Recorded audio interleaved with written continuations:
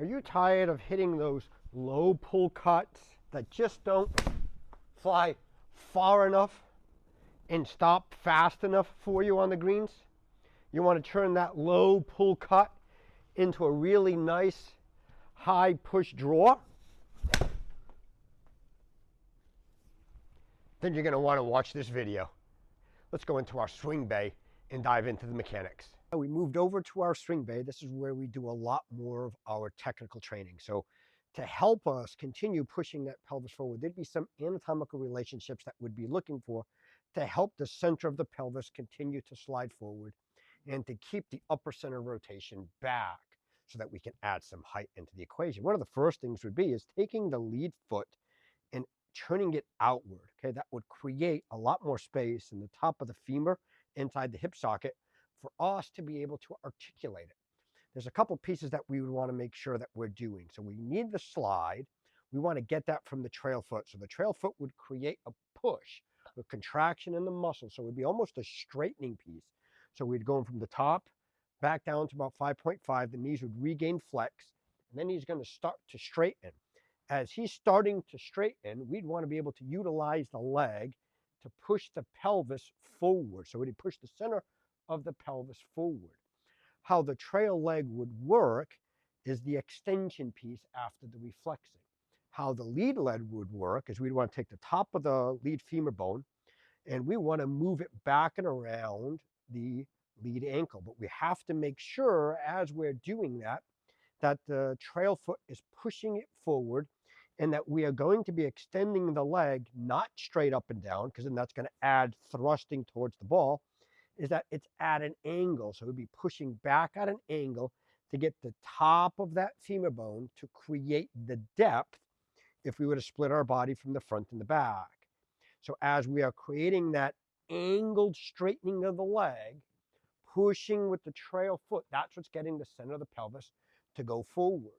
Then there'd be a relationship of the upper body to the lower body. So turning the foot out for a lot of golfers helps them facilitate pushing the pelvis longer forward by reducing the left lateral push back and away. It helps create that angle, getting that top of that femur bone back this way.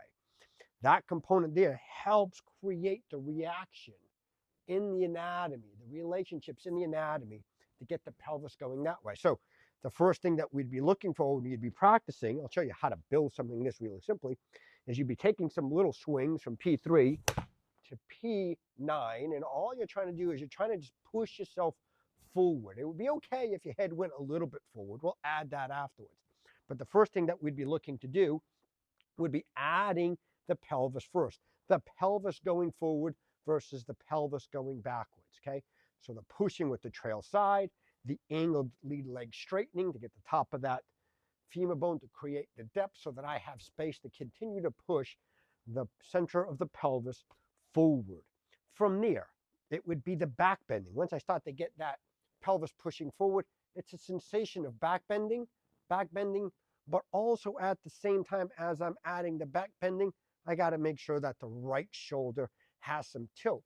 We want to make sure that the shoulders are turning around our body, around our spine at a tilted angle. So we got to make sure that we have that in the equation. So still stopping at P9. Now we're going to start to add some of the backward bending, some of the nice checkpoints that you could do at the beginning to exaggerate this piece and really shallow out at the bottom would be feeling like the back of the head is going to be all the way near the back foot at that finish piece. So it look a little bit more like this. So I'm going to overdo the back bending here, okay? That's going to help shallow out the bottom of the arc.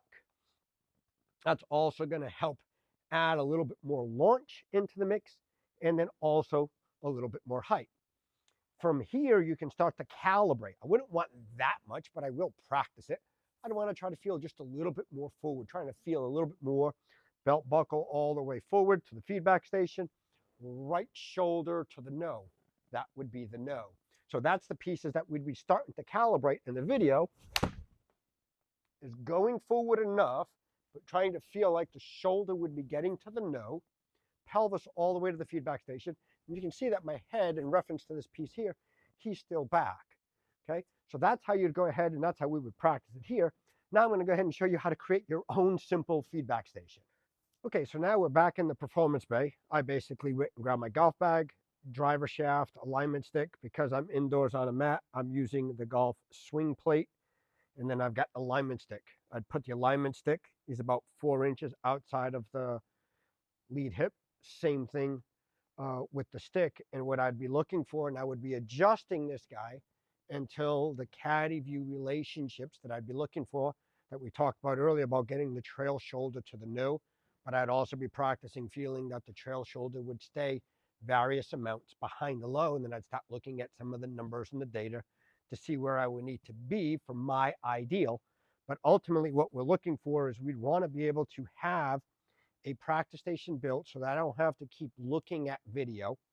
I like hitting a lot of shots to where I would get to P9, holding my finish, looking at some of the relationships between the face of the shaft. Where is my body? Where is my head? What are my alignments? What are my checkpoints? So that I can stay in deep focus practice. So once I've got my practice station built out and I've done my video calibration components, I've got these guys dialed in. Now it gets to be very easy in terms of the practicing, because now as I hit shots, I can focus on a couple of pieces. I can focus on getting my body where I need it to be. And then from there, all I'd be doing is trying to calibrate the face to path.